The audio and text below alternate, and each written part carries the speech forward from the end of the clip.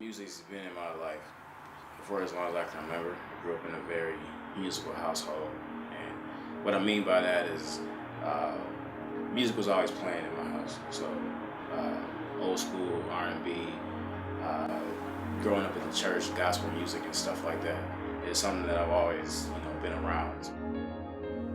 He's a more modern day example of what students are. They have a little flair of every single thing. They know how to do design, they know how to do photo edit, they know how to take pictures, they know how to make their own music that they like. So I think career-wise he's doing a really great job, and he seems to be really taking off.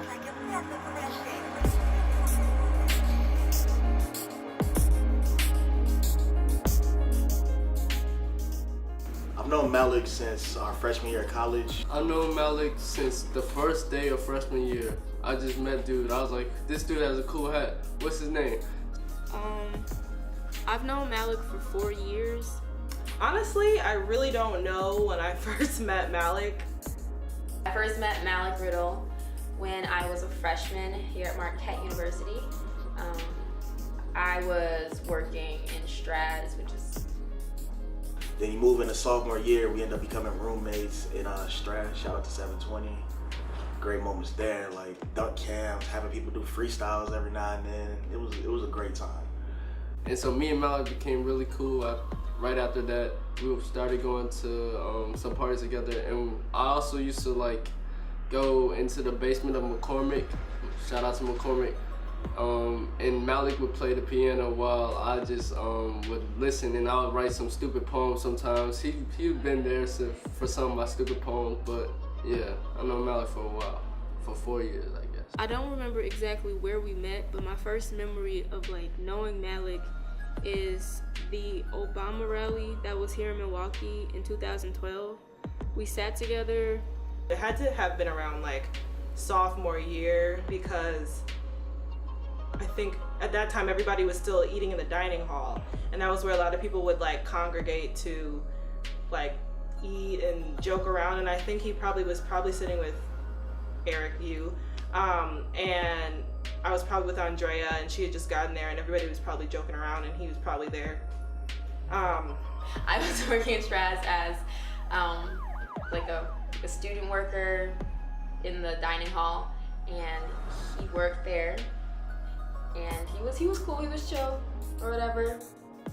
Kind of goofy, thought he was funny. He knew a lot about music, which I thought was pretty dope. I have heard quite a few of his audio tracks, and they're pretty like amazing.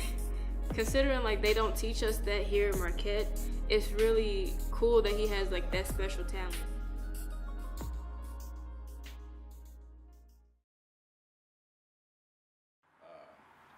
And I think it was about probably when I was 4 or 5 years old, something like that. It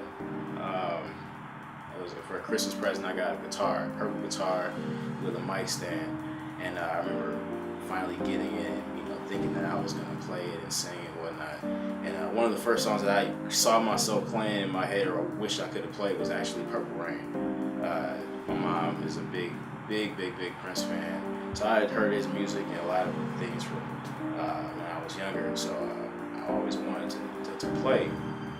Fast forward about 6-7 years beyond that, I was downstairs one day, and there was a keyboard, a little small keyboard. I forgot how many keys. Might be like a 64 key keyboard. But my dad would always hang out downstairs, and I went to him and I would say, it was a random summer night, and I was like, Dad, can I get the keyboard? Can I bring it upstairs so I can play it?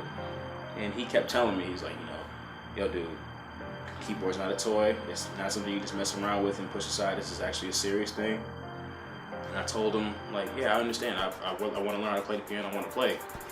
And him thinking he would get rid of me, that was his way. He would tell me to go do something, and then like he'd lose me for a couple hours. He said, I'll tell you what, if you go upstairs and you clean your room up, make a space for the keyboard, I'll bring it upstairs. We'll find a spot to put it. Now, mind you, it's like 10, 11 o'clock at this point on a random summer night. So he's thinking, I'm going to forget about it. I'm going to go upstairs, clean my room, and not really get too far, go play video games or something like that. Kid you not, 10, 15 minutes later, came right back downstairs. I told him, all right, I'm ready. I got a spot for it. And he kind of looked and paused, not really believing me. He was like, what? I said, I cleared a spot. Let's go. Let's bring it upstairs. And he said, all right, fine. We'll bring it up in the morning. And I was like, no. You said if I clear the spot, we bring it up now. We bring it up now, we do it. And he said, okay, you right, son. So brought it upstairs, plugged it up, and I just started just messing with the buttons and like the different sound settings and whatnot. And eventually, around high school, I realized I want to be able to be a producer to make something. So I guess that's kind of where a lot of that started. So it's so amazing to look back now. I can say I've been around music for over 10 years. I'm being only 21 years old, but to say that it goes back deeper than I thought is something that's crazy. It goes back to when I was 2, 3, 4 years old that I would be able to hear music and always messing around with stuff, always hitting pots and pans, and I would always I had this weird habit of like making beats on tables, on my hands, snapping or hitting my chest or whatever like that.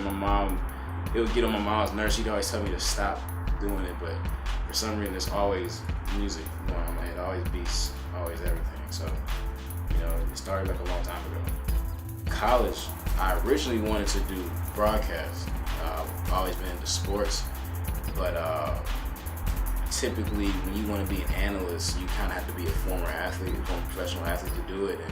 And once those hoop dreams, football dreams start kind of going away, when you realize you're 17, 18 years old and you're not, you realize you're not going to be a Division I athlete, you kind of start changing what you want to do. So I got into an intro level production class. It kind of came at the right time because it came at a point in my college career to where I wasn't really sure if college was just for me, period. And being in that class, it allowed me to learn the basics of how cameras work, of how just TV shows and movies are just set up. And our final project in it was just from beginning to end, to write a script. If your script gets picked, you cast, you get actors and actresses, you set up locations, you find locations, and you shoot it, you edit it, and you present it. That was just the project. That was my first time really being a part of it. I directed and made a short film that I can't stand to this day. Every time I think of it, I don't like it, but throughout that entire process, it was something that I realized I like doing this. My main goal all the time is to do something now that's better than what I did before. That's always the main goal. Because trying to be the best at something, I've always felt it was kind of irrelevant, kind of futile, because the best thing to one person isn't the best to another. And when you do that, you're leaving your bodies of work and ultimately kind of your own peace of mind and happiness up to other people's opinions. And I've kind of done that for long enough that I feel I don't want to put that sort of thing and give people the power to do that anymore. But you can't track your improvement. You can track how much better something is now than what you've done before. If you're always striving to be better at something, you can track that. So my main goal is just to be better now than I was before, and I just think that hopefully people will enjoy it, and hopefully I can sit back and lay my head at the end of the day and say, like, you improved, you got better. I can track my progress. So that's the main thing I want to get out of that. So I'm excited. I want you to rock the